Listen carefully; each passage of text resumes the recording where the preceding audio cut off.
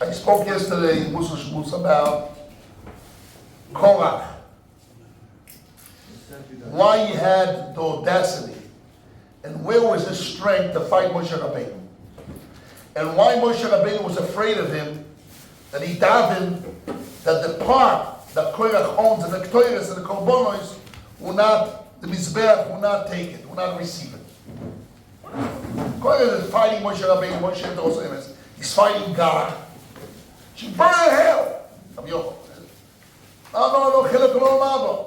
so why he has to worry and daven to Hashem? Don't accept there. He says, Hashem, you know, I never took a donkey of no one. He's talking about his power and how righteous he is, and he davens to Hashem. Oh, there's all that story. Get rid of the bad guy. So we spoke about yesterday. David HaMelech says, Hashem Yanes Anirdof. God will protect, will answer the prayer of one who's being run after. We explain a very big yesoid, very big fundamental, the idea that when you are right and you're fighting a justice war, you do what Israel. Now, right now, Israel's fighting a justice war. But they do something wrong. The guy owes me the money. I went, I screamed them in front of everybody, and I shamed them. You owe me the money. I have to shame him. I won't shame him, leave the money. Maybe find other way, other tricks. So then the need of one is being ran after. He has a true point. He can pray to Hashem and scream, I'm in need of. Hashem will answer it. And that was Moshe Rabbeinu was worried. What was worried? The Midrash says, we brought it last week, that when Hashem told Moshe Rabbeinu to pick up the Levim, the designated in exchange for the firstborn, for the Bechorim, so he had to shave all the hair of the eyebrows, the mustache, the beard, everything. And who was the first one they shaved? Korach, the Rebbe says. And he went to visit his friends, his other tribes, Jewish friends. Nobody recognized him. Without the letter, who was this guy? He had a white beard, looked big time, tall, good lado, rich man. Then he gave him cover, and the whole tzur of his went away. So he got hurt. Moshe Rabbeinu didn't put me. I saw the smirk, a joke, I saw this thing. He says a joke, but that's what he made up, who knows. He says, Moshe Rabbeinu chosen me first. They put me down. Ooh. But Hashem told him to shave. Why he put me first? Because he's the most important guy. So he should be the schools. If we start with the most important rabbi in the Levi, give him the schools to be exchanged and to lift him. Right? And how do you look at it? You got degraded first. So he had a point. Should have done it. I have to wait now 2 days till they finished it to cut the hair of the 22,000 Levites. How long it takes to take a haircut? And shave it at 22,000. Who knows? A long time. And he's standing with no hair. Looks like a bowl, like he looks like. He doesn't look like the Korach anymore. You don't give him kavod, what? בצדק תשפוט ולא מתאר. בצדק לא יודע, where's the tzedek? No, I'm asking you. I know what you said. Tzedek also him. So Moshe Rabbeinu was worried. He was worried. Okay, because we explained this today. But I want to add a smell to it. It says that the children of Korach did Teshuva. I want to go in, I was thinking about it this morning. I was driving from I came with no shoes. There's my shoes in the room, and my children are sleeping. I want to wake them up. I ran without shoes. I thought I'll go to my house, and I'll pick up the shoes in my house. I open my house. The house is closed. I came to Yeshiva with no clothes, no shoes. So I said to myself, wow, yesterday I had a beautiful wedding. Today I should have took my shoes. Migo Rambal Biravita. Good Bira Shamayim. I had this thing, I had this Mussar. What happened? But I was thinking on the way that normally, if you were the child of Korach, you would feel your father's pain, shame, right? Who ashamed the most for the father? The children.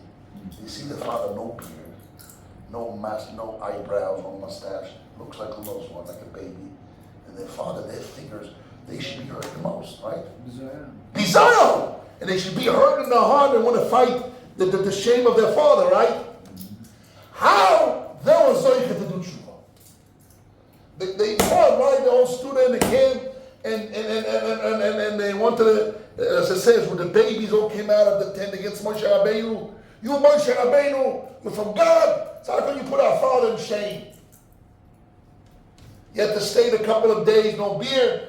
He's a big rabbi, you should put him in the end, not in the beginning. Not a point. And they felt burning for their father. And what happened? When everybody's rolling to the mouth of the earth, the children did Teshuva. How they were able to unhook themselves with that true point that Korach made a mistake.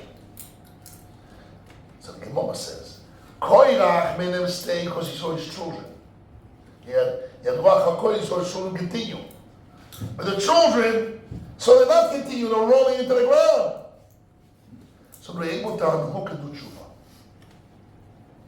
The last moment it says Hashem Yisbatzel and Mokem Beganedo or Beshoel Beganedo, and the way screaming Moshe Emes, Toras Emes, and they didn't fall in the gap. Children. The children. When we have Lamnatseach, Bnei Korach, the student Beis Hamikdash sang song, the Levites, they're able to continue the legacy of Korach. So how they were able to get out of it. And that's a very big story. The wife of On Pellet, she right away, because women are very, very into the din, says, what is it for you? It's for him, what's for you, right? But children was in for them, it's their honor, was in for them. But they were able to uplift themselves when they saw it, and they couldn't get out of it the whole fight. Only towards the end, when that's what it says in the Apostle, they started to roll into the pit. And they saw their father's finished. But they don't feel justice. Where's the justice? The father was degraded. And Moshe was worried for them. He said, listen, don't accept this because I really did for Shem Shamayim. I wanted to give him honor. So I picked him the first. Shem told me. So don't accept his prayer. And he's davening to Hashem. He's praying that maybe he did something wrong. And the whole process that Hashem told him, he's asking Hashem help, not to be shamed because he has to fight of Hashem or to kill Hashem. People won't say that Toras Moshe's emes, Hashem is emes. But Toras Moshe, when you hear it, maybe they hear it on his own.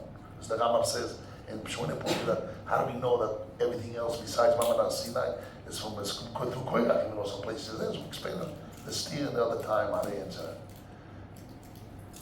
But he's fighting the fights of Hashem. Still Moshe Rabbeinu was worried. But the children of Korach, when they came to the moment of truth that their father was rolling into the ground, everybody was rolling into the ground, they're able to switch and see the big picture, and see the true picture, that really Moshe Rabbeinu was emes.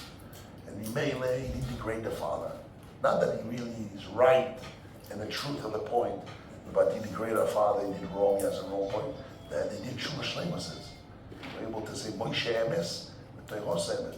They didn't say Moshe emes, and whatever he told us from Hashem. Toras emes, which means everything he did in details was all true from Hashem.